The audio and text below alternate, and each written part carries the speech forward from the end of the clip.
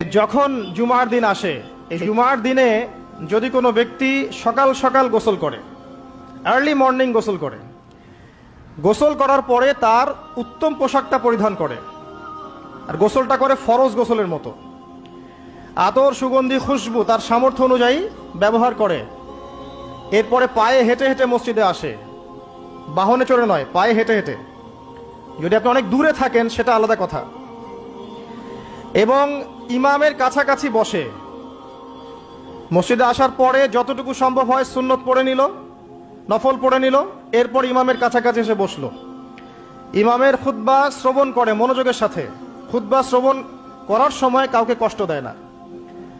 কাউকে কষ্ট দেয় না মানে হচ্ছে যে কেউ কথা বললে তাকে এতটুকু বলে না যে তুমি চুপ করো,